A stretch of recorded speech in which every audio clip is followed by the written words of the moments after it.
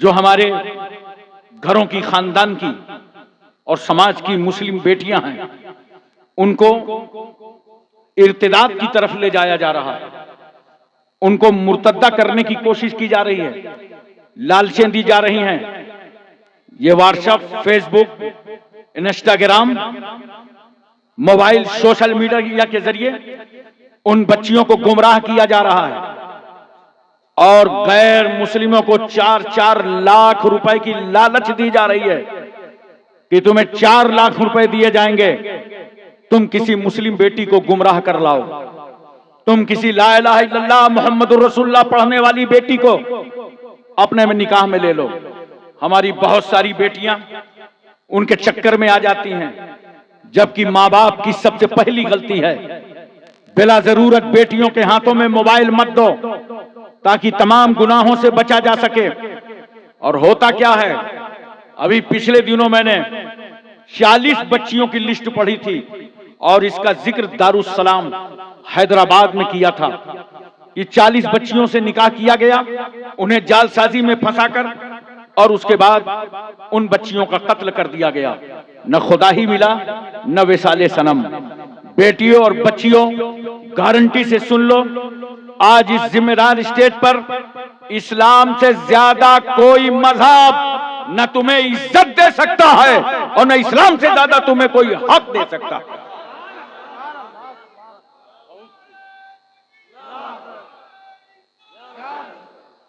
मैं बताऊंगा आज अपनी तकरीर में कहां कहां हुकूक तुम्हें इस्लाम ने दिए हैं और कितनी इज्जतों से तुम्हें नवाजा है। तारीख का सिर्फ एक दरवाजा खटखटाने जा रहा हूं कि पैगंबर इस्लाम सल्लल्लाहु अलैहि वसल्लम की आमद से पहले इस पूरी दुनिया में भरे समाज में औरतों के साथ कौन सा व्यवहार हो रहा था और आज मुस्लिम बेटियों के साथ कौन सा व्यवहार करने की नापाक कोशिश की जा रही है। अहले अरब औरत के वजूद से सिर्फ नफरत ही नहीं करते थे, बल्कि जूं इस पौधे ने जन्म लिया, अपनी मां की गोद को मसरत बख्शा, लोग उस पर हमलावर हो गए, उसको मसल दिया। उनकी कौमी गैरत बर्दाश्त नहीं करती थी कि किसी घर में कोई बच्ची जन्म ले ले। अगर मां की ममता जोश में आती तो बाप की नजरों से छुपाकर अपनी तमन्नाओं की तकमील करती और जैसे ही जालिम बाप को खबर हो जाती, दूर दराज रेगिस्तान में ले जाकर बेटी को जिंदा ही पेवंद खाक कर देता था। इसलिए उन अरबों का मिजाज था, बेटी पैदा हुई है, कल जवान होगी, शादी करना पड़ेगा, दूसरे के बेटे को अपने आस्ताने का दामाद बनाना पड़ेगा, लिहाजा इसकी जवानी से पहले इसकी जिंदगी का खात्मा कर दो। और आपकी जमीन पर औरतों को भेड़ और बकरियों की तरह बाजारों में बेचा जा रहा था। हिंदुस्तान में आज भी औरत को शौहर के साथ सती कर दिया जाता है और हिंदुस्तान की औरत की हैसियत एक बेजान बुत की है। मनोशास्त्र के रूप से बिच्छू से ज्यादा डसने वाली है, सांप से ज्यादा जहर रखने वाली है। शौहर के मर जाने के बाद, बेवा हो जाने के बाद निकाह सानी नहीं कर सकती, जायदाद से महरूम, विरासत से महरूम, दौलत से महरूम। रूसियों के यहाँ तो मसल मशहूर है कि 10 औरतों में एक रूह होती है। अतालियों का कहना है घोड़ा अच्छा हो या बुरा उसको महमीज की जरूरत है, औरत अच्छी हो या बुरी उसको मार की जरूरत है। स्पेनियों की शोहरा आफाक तहजीब में औरत पालतू बिल्ली से ज्यादा मकाम हासिल न कर सकी। ईरान का हाल चाल यही रहा। यूरान में कल भी गरीब अशखास अपनी बीवियों को कर्ज में दिया करते थे और वो रूस का बदतरीन माहौल हमारी नजरों के सामने है। जब कोई बाप अपनी बेटी को सहने चमन से रुखसत करता तो रुखसती के वक्त एक रेशमी कोड़ा लेता और बेटी को मार कर वो कोड़ा दामाद के हवाले कर देता, ले जाओ इसी कोड़े से मेरी बेटी पर जरा यजरेबों की गर्दाने गर्दानते रहना। मैं सोच में पड़ गया, जालिम रूसी, ये तो बता बेटी का कसूर क्या था, खता क्या थी, जुर्म क्या था, गुनाह क्या था कि रुखसत करते वक्त तूने कोड़े बरसा दिए। उस जालिम का जवाब यह होगा, उसका गुनाह यह था मेरे घर में पैदा हो गई है। औरत की हैसियत इंतहाई जलील थी। गौतम बुद्ध कहता है औरत एक फरेब है, औरत एक धोखा है। अगर तुम आत्मा की शांति चाहते हो तो औरत से दूर भागते रहो। मशहूर फलासफर हकीम सुकरात की आवाज है कि औरत की मोहब्बत उसकी नफरत से ज्यादा खतरनाक है। अगर उसने मोहब्बत भरी नजर डाल दी तो समझ लो कि तुम तबाह हो गए। अरबाबे कलीसा कहते हैं ईसा रूहुल्लाह जो सूली पर चढ़े थे तो महज जिस औरत हव्वा के गंदुम खाने खिलाने के गुनाह का कफारा अदा करने के लिए चढ़े थे, ईसाइयों की औरत मजहब की आमला नहीं बन सकती। ज्यादा से ज्यादा इतना हो सकता है कि वो नन बन जाए और अपनी जिंदगानी को गिरजा के हवाले कर दे। उसकी राय की कोई वक़्त नहीं, उसका मशवरा काबिले इतना नहीं। ईसाइयत ने औरत को ऐसे जंजाल में जकड़ दिया, ये बेचारी अपना नाम तक न रख सकी। बाप के घर में पैदा हुई तो बाप की तरफ निस्बत कर दी गई, शादी हुई शौहर की तरफ मंसूब कर दी गई। जमाने माजी का एक पादरी ईसाई कहता है, औरत खानगी खतरा है, औरत मरगूब आफत है, औरत आरास्ता मुसीबत है, औरत पैदाइशी वसवसा है, औरत शैतान के आने का दरवाजा है, औरत मर्दों के तबाह करने का आला है। सुनो बेटियों, गैर मुस्लिमों का कानून कहता है औरत तकदीर से ज्यादा खराब है, तूफान से ज्यादा तेज है, जहन्नम से ज्यादा अजाबदेह है। अरे ये दुनिया है जो एक औरत के बारे में अपने अपने ख्यालात का इजहार कर रही है। मगर आओ आओ उस पैगंबर से पूछें जो 12 रबीउल अव्वल दोशंबा के दिन सुबह सादिक शहर मक्का में बीबी आमना की गोद में जलवागर हुआ। या रसूल अल्लाह, औरत के बारे में आपकी क्या बोली है? औरत के बारे में आपका क्या फरमाने अक़दस है? औरत के बारे में आपका क्या इरशाद गिरामी है? तो मेरा रसूल गुंबद खजरा से आवाज दे रहा है, आए प्यारी उम्मत, औरत जहन्नम नहीं है बल्कि अल जन्नतो तहता अक़दामिल उम्महात।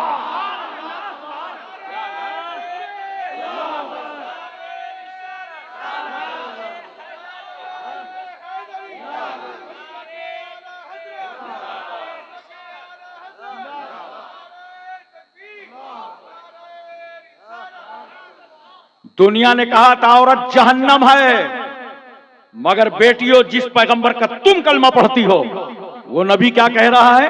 अगर ये औरत मां बन जाए तो इसके कदमों के नीचे जन्नत है। मां के कदमों के नीचे, जोर से बोलो, मेरी तकरीर का असर उल्टा ना ले लीजिएगा कि अच्छा बता दिया कि मां के कदमों के नीचे जन्नत है। अब मां को ऊपर एक मकाम पे बांध दो और सोचो यह है भारत, यहां यात्रा बहुत होती है, कोई रथ यात्रा, कोई एकता यात्रा, कोई राम रहीम यात्रा। माँ ऊपर बंधी है, नीचे से पद यात्रा हो रही है। और बोलो जन्नत से आ रहे हैं, जन्नत में जा रहे हैं। माँ के कदमों में जन्नत है।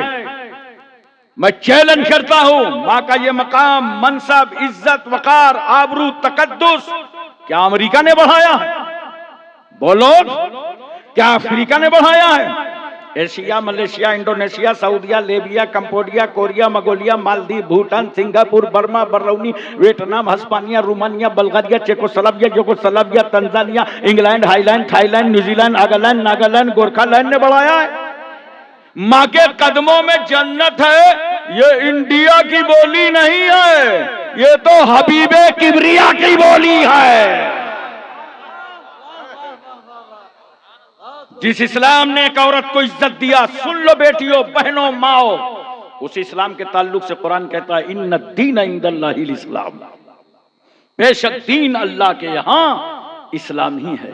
इस्लाम ने औरत को रहमत बनाया, बरकत बनाया, नेमत बनाया, और इस्लाम तो खुद ही रहमत बनकर आया है, इस्लाम बरकत बनकर आया है। इस्लाम इंसानियत का दीन है, मानवता का दीन है, बशरियत का दीन है, इखलास का दीन है, अखलाक का दीन है, भाईचारा का दीन है, मसावत का दीन है, अहिंसा का दीन है। ये इस्लाम ही का अखलाक था जिसने अबू बकर को सिद्दीक अकबर बना दिया, उमर को फारूक आजम बना दिया, उस्मान को जामिउल कुरान बना दिया, अली को शेरे खुदा बना दिया।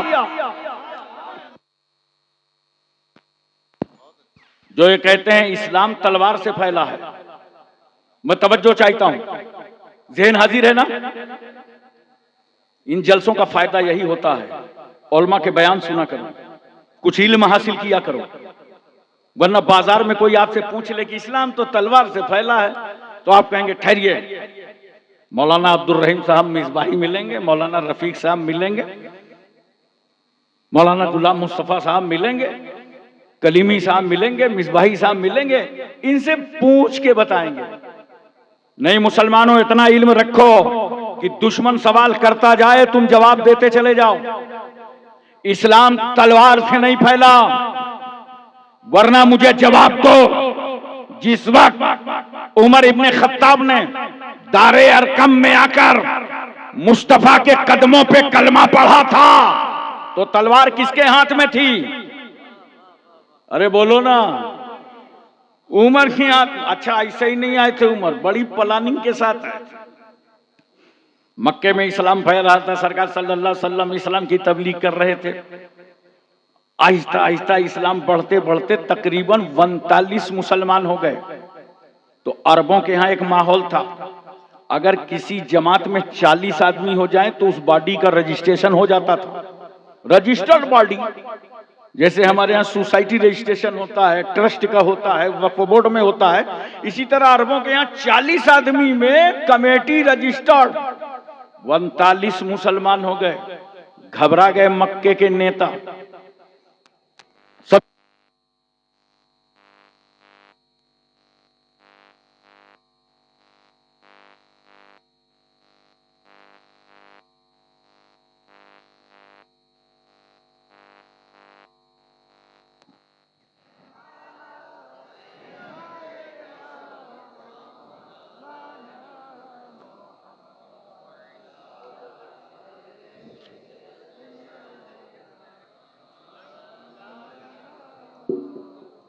सल्लल्लाहु अलैहि नबील उम्मी।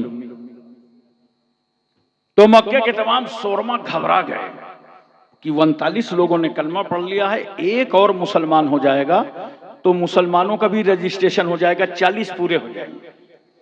इसके लिए काबे शरीफ में मीटिंग रखा, बड़े बड़े नेता जमा हुए, अबू जहल जैसे भाजपाई सब आ गए, रोको इस्लाम, किसी को मुसलमान ना होने दो, कलमा ना पढ़ने दो। खुदा की रहमत मुस्कुरा रही है, मक्के वालों तुम्हें क्या हो गया? मेरे महबूब के खिलाफ मेरे ही घर में। उमर ने मारे गुस्से के तलवार न्याम से बाहर निकाला, कहा मक्के के शोरमाओ, मक्के के जिया लोग, मक्के के बहादुरों, हमारी तुम्हारी खामोशी का नतीजा 39 लोग दाखिले इस्लाम हो गए हैं। अब खत्ताब का बेटा किसी को मुसलमान न होने देगा। फिजाओं में तलवार लहराया उमर ने और चल पड़े रसूल सल्लल्लाहु अलैहि वसल्लम की तरफ और कह रहे हैं, उमर अब हम किसी को मुसलमान न होने देंगे। खुदा की रहमत मुस्कुरा पड़ी, उमर तुम किसी को मुसलमान नहीं होने दोगे? चलो चलो मेरे महबूब की बारगाह चलो, अब हम तुम्ही को मुसलमान करेंगे।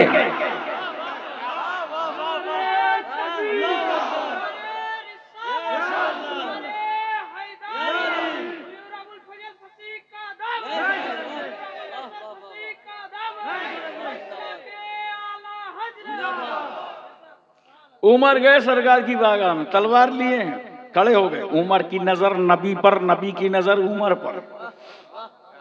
नबी ने मुस्कुरा के पूछा, उमर क्या ईमान लाने की उम्र नहीं आई? ये सुनना था कि कदमे रसूल में गिरे, का सरकार पढ़ा दीजिए। दाखिले इस्लाम हो गए, कलमा पढ़ के मुसलमान हो गए। बताओ, उमर तलवार भी लिए हैं, कलमा भी पढ़ रहे हैं, तलवार भी लिए हैं, मुसलमान भी हो रहे हैं। मैंने कहा उमर हुआ क्या?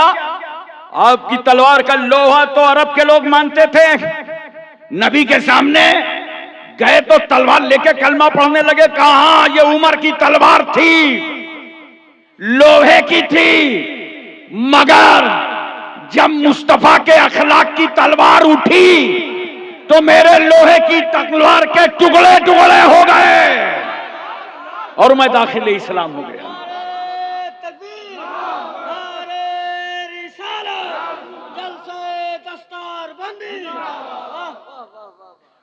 बेटियों, इर्तिदाद का शिकार ना हो, अपने आप को संभालो, अपने मां बाप की इज्जत संभालो। इस्लाम वो मजहब है जो तुम्हारी दुनिया भी संवारता है, तुम्हारी आखिरत भी संवारता है, दोनों जगह की गारंटी है। अच्छा एक बात और बताओ, ऐसा बेमिसाल पैगंबर, 4 तबके समाज में ऐसे हैं जल्दी से किसी के अकीदतमंद नहीं होते।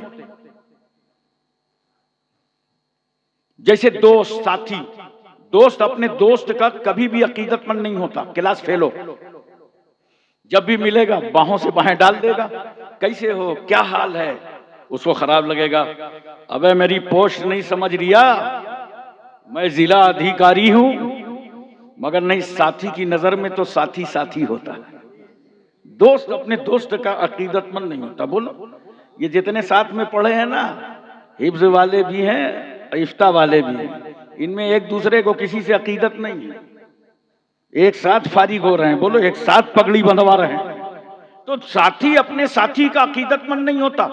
इसी तरह बीवी शौहर की अकीदतमंद नहीं होती। इतना खामोश हो, लगता है सबकी बीवियां बहुत अकीदतमंद हैं। अबे बताओ तो जरा सा, बीवी शौहर की अकीदतमंद नहीं होती। देखो ये हमारे उलमा जब आपके यहाँ मिलाद में, जलसे में, कॉन्फ्रेंसों में आते हैं, आप कितनी इज्जत करते हैं, खातिरी करते हैं, आइए हजरत तशरीफ लाइए, बड़ी मेहरबानी, बड़ा करम, बड़ा एहसान, आइए मुबारक कदम रख दीजिए, बोलो। लेकिन अभी नहीं, जब मैं कानपुर चला जाऊं तब इनसे पूछना, जब ये अपने घर जाते हैं, कभी बीवी बोली आइए आइए, बड़ी मेहरबानी है, बड़ा करम है, बड़ा एहसान है, आइए मुबारक कदम रख दीजिए, जल्दी से 10 कदम रख दीजिए, बड़ी मेहरबानी, बीवी बोली? अबे बीवी की नजर में तो शौहर शौहर होता है। इसी तरह बच्चे बड़ों के अकीदतमंद नहीं होते। सलाम होगा तो देखना जो बच्चे पीछे थे सबसे आगे, इंक्वायरी करो आए कहां से, रास्ते से कि तुम्हारी टांगों के अंदर से, क्योंकि बच्चे बड़े के अकीदतमंद नहीं होते। इसी तरह अरबों में गुलाम, इंडिया में नौकर, नौकर मालिक का अकीदतमंद नहीं होता। इस चक्कर में कभी ना रहना, हाथ बांधे खड़ा है, यस सर, जी सर, हाँ सर, पूरे जवाहरे से ताजीम कर रहा है, लेकिन अंदर ही अंदर सोच रहा है 6 बज गया है, ये छोड़ेगा कब, क्योंकि नौकर मालिक का अकीदतमंद नहीं होता। नोट करो, लाओ मेरे पैगंबर की मिसाल, जमीन इधर से उधर हो सकती है, आसमान तबाही के लिए जबड़े खोल सकता है, मगर बेमिसाल पैगंबर का कोई जवाब नहीं ला सकता।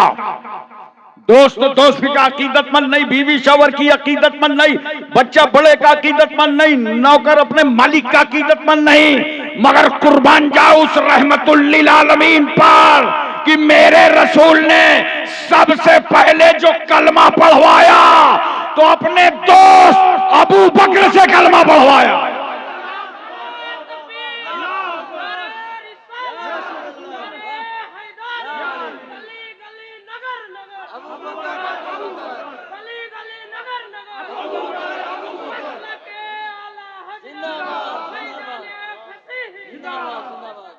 पैगंबर ने अपनी बीवी खदीजतुल कुबरा से कलमा पढ़वाया, रसूलुल्लाह ने मौला अली शेरे खुदा से पढ़वाया। कम उम्री का जमाना है, आला हजरत फाजिले बरेलवी लिखते हैं 8 साल से लेकर 10 साल तक की उम्र है। पैगंबर ने पूछा, अली रात में खदीजा को देखा था, नमाज पढ़ते देखा था, हाँ या रसूल अल्लाह, ये हाथ का उठाना, हाथ का बांधना, हाथ का खोलना, पेशानी जमीन पर रख देना, पैगंबर ये कौन सा तरीका है? नबी फरमाते हैं, सुनो अली, जिस खुदा ने मुझे नबी बनाया है ये उसकी इबादत का तरीका है। का सरकार पढ़ा दीजिए। ज़ैद इब्ने हारिसा गुलाम है, पढ़ते हैं अशहदु अल्ला इलाहा इल्लल्लाह व अशहदु अन्ना मुहम्मदन अब्दुहु व रसूलुहु। पता चला दुनिया में जो किसी का गुलाम नहीं है वो भी रहमतुल लिल आलमीन का गुलाम है। ये है इस्लाम, ऐसे फैला है इस्लाम। और एक बात और सुन लीजिए बहुत प्यार के साथ, बेटियों बहनों, औरतें कई तरीके की होती हैं। एक औरत वो है जो मां बन के नजर आती है, एक वो है जो बेटी की शक्ल में दिखाई पड़ती है, और एक वो है जो बीवी बन जाती है, और एक औरत वो है जो समाज में महल्ले में एक बेवा का रूप ले लेती है। आओ इस्लाम का एहसान देखो बेटियों, तुम्हें इन तीनों जगह से गुजरना पड़ सकता है, लेकिन इस्लाम का एहसान देखो, जब जब औरत ने लिबास बदला तब तब इस्लाम ने कहने का अंदाज बदला। तवज्जो कीजिए जरा सा, जब बेवा की सूरत में यह औरत नजर आई तो बेवा नजरों के सामने 40 साल खदीजतुल कुबरा, और मेरे आका सल्लल्लाहु अलैहि वसल्लम की उम्र कितनी है? 25 साल की। 25 साल का पैगंबर, 40 साल बेवा खदीजतुल कुबरा, उम्र 40 साल प्लस बेवा। मक्के का पूरा समाज बेवा को बेइज्जत कर रहा था। अगर बेवा कोई नजर आती ना तो लोग बिजनेस नहीं करते, कारोबार नहीं करते, वापस हो जाते और कहते कि आज एक बेवा की शक्ल देख लिया है, कोई फायदा ना होगा। इतना रुलाया गया था बेवा को, इतना तड़पाया गया था, इतना तरसाया गया था। बेटियों, मैं तुमसे पूछता हूं, तुम्हें बताता हूं, इस्लाम है ये इस्लाम कि तुम्हें बेवा होने के बाद भी इज्जतों से नवाजता है। और सुनो, एक बार रूह निकल जाए तो मौत, लेकिन अगर किसी के एहसास को ललकारा जाए तो हर सेकंड में मौत। अरबों के यहां माहौल था कि ये औरत बेवा हो गई है, छार दिवाली के अंदर कैद कर दो। अब कितना रोई वो औरत। बाजू में सहेली की बारात आई है, शहनाई बज रही है, हाथों में मेहंदी लगी है, बेवा का कलेजा फट रहा है, मंसूबे खाक में मिल रहे हैं, इरादे पामाल हो रहे हैं। ए अल्लाह, मेरे शौहर का इंतकाल हो गया तो मेरा कसूर क्या था? अब मैं किसी के घर की दुल्हन नहीं बन सकती। ये समाज तड़पा रहा था एक बेवा को। खड़े हो गए 25 साल के पैगंबर और 40 साल की बेवा खदीजतुल कुबरा को अपने निकाह में लेके पूरी दुनिया को बता दिया कि जिस बेवा को तुमने अभागन समझा था, मुस्तफा ने उसे सुहागन बना दिया। एक बेवा को कोई धर्म इतनी इज्जत देने को तैयार है? बोलो। मैं तवज्जो चाहता हूं, सरकार सल्लल्लाहु अलैहि वसल्लम की अज़वाजे मुतहरात में हजरत खदीजतुल कुबरा, हजरत आयशा सिद्दीका, हजरत सौदा, हजरत उम्मे सलमा, उम्मे हबीबा, हफ्सा, ज़ैनब बिन्त खज़ीमा, हजरत मैमूना, हजरत जुवैरिया, हजरत सफिया। नोट करो। और बेटियों और बहनों, इस्लाम समझो। रसूलुल्लाह ने बेवा से निकाह इसलिए किया ताकि मेरी उम्मत के लिए तमाम बेवा औरतों से निकाह करना सुन्नते रसूल बन जाए। और मेरे पैगंबर ने तलाकशुदा से निकाह किया, तलाकशुदा से निकाह किया ताकि मेरी उम्मत का कोई फर्द जब तलाकशुदा से निकाह कर रहा हो तो मायूस ना हो, बल्कि ये समझे कि सुन्नते रसूल अदा हो रही है।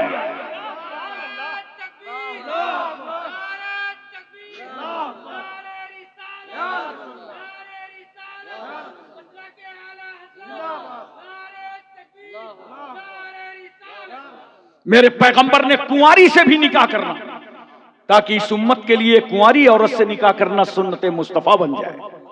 और देखो जरा सा, क्या दीन है। इस्लाम ने कभी तुम्हें नौकर नहीं समझा बेटियों और बहनों, घर की मालिका समझा है इस्लाम ने। इसलिए तो सहाबा ने पूछा था हजरत आयशा सिद्दीका रज़ियल्लाहु ताला अन्हा से कि ये बताइए कि सरकार सल्लल्लाहु अलैहि वसल्लम जब घर के अंदर रहते हैं तो आका सल्लल्लाहु अलैहि वसल्लम की मसरूफियत क्या रहती है? घर के अंदर मुस्तफा जान रहमत सल्लल्लाहु अलैहि वसल्लम क्या करते हैं? हजरत आयशा कहती हैं, मेरे साथ रोटी पकाने में हिस्सा ले लेते हैं। अल्लाह अकबर। घरेलू काम में पैगंबर हिस्सा लेते हैं। अच्छा एक बात बताओ खलतीपुर वालों, घरेलू काम में हिस्सा तो तुम भी लेते हो।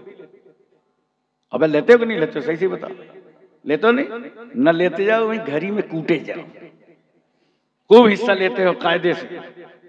लेकिन मैं एक रास्ता बता दूं, बीवी के दबाव में हिस्सा लोगे तो उजरत क्या मिलेगी? सिर्फ बीवी खुश हो जाएगी।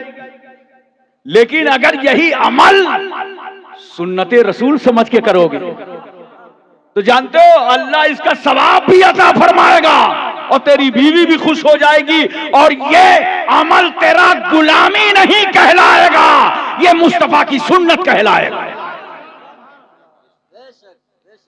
और पैगंबर सल्लल्लाहु अलैहि वसल्लम की अज़वाज के जरिए से जो इस्लाम बाहर आया, क्योंकि जब पैगंबर घर में हैं, हुजरे आयशा में हैं, सरकार वहां क्या फरमा रहे हैं, तो उसको तो अज़वाजे मुतहरात ही सुन सकती थी। कितने प्यार से। बेटियों तुम भी हदीसें याद किया करो, कुरान की आयतें याद किया करो, दीन की तालीम लिया करो। मालूम है कितनी हदीसें हजरत सौदा ने रिवायत फरमाई हैं? 5 हदीसें हजरत सौदा ने रिवायत फरमाई। 2210 हदीसें हजरत आयशा सिद्दीका ने रिवायत फरमाई। हजरत हफ्सा ने 60 हदीसें रिवायत फरमाई। उम्मे सलमा ने 378 हदीसें रिवायत फरमाई। उम्मे हबीबा ने 65 हदीसें रिवायत फरमाई, हजरत मैमूना ने 76 हदीसें रिवायत फरमाई, हजरत जैनब ने 11 हदीसें रिवायत फरमाई, हजरत जुवैरिया ने 60 हदीसें रिवायत फरमाई और हजरत सफिया ने 10 हदीसें रिवायत फरमाई। सहाबाए किराम तो हजरत आयशा सिद्दीका रज़ियल्लाहु ताला अन्हा से इस्तिफादा किया करते थे। तवज्जो कीजिए जरा सा बेटियों, बहनों, दूसरे की तरफ मुंह मत लगाओ, न तुम्हें दुनिया अच्छी बन सकती है न आखिरत। इस्लाम ही ऐसा मजहब है कि तेरी दुनिया भी बेहतर कर रहा है और आखिरत भी बेहतर कर रहा है। इसलिए एक बात सुन लो मोहब्बत के साथ और बड़े प्यार के साथ। देखो, यही औरत बेवा बनती, आपने देखा बेवा को, लेकिन मैं आपसे एक बात पूछना चाहता हूं, मोहब्बत के साथ बताओ, प्यार के साथ बताओ। इस्लाम ने तो ये तस्वूर दिया है, लेकिन आज हमको और आपको अगर निकाह करना हो बेटी का और घर में कोई बेटी जवान हो, उस बाप से पूछो जो दिन भर की ठोकरें खाने के बाद घर आता है और जवान बेटी का चेहरा देखा, आंखों में आंसू तैर गए, ए अल्लाह ये मेरे घर की इज्जत और आबरू है, इज्जत का रिश्ता अता फरमा। माँ रो रही है, बाप रो रहा है, खानदान रो रहा है, बेचैन और बेकरार। अब कहीं अगर रिश्ता मिल भी गया और पैगाम लेके गए, यहां पे नौजवानों में तुम्हारे हिदायत के लिए कह रहा हूं, अपने आप को बदलो, अपने समाज की बेटियों को अपने निकाह में अपनाओ। तुम्हारे घर कोई पैगाम लेके जाता है तो कहते हो बीवी बाद में आएगी, टीवी पहले जाएगी, हमको फ्रिज चाहिए, हमको मोटरसाइकिल चाहिए। देहात वाले कहते हैं हमको ट्रैक्टर चाहिए। और कुछ जगह हिंदुस्तान में ऐसी हैं जहां लोग बोलते हैं हमको बिल्कुल नकद चाहिए। वो तो जामे मस्जिद दिल्ली के गेट पर एक फकीर भीख मांग रहा था, एक साहब ने देखा चांदनी चौक में टहल रहा है, कहा बाबा जामे मस्जिद का गेट तो बड़ा अच्छा गेट था, यहाँ तो बड़ा माल, अमेरिका का डॉलर, सऊदिया का रियाल, कुवैत का दिनार, बंगाल का टका, भारत का रुपया सब मिलता था, इसको कैसे छोड़ा? क्या क्या बताऊं, एक जवान बेटी थी, शादी करना था, दामाद जहेज बहुत मांग रहा था, तो मैंने मजबूरन अपनी भीख मांगने वाली जगह अपने दामाद को दे दिया है।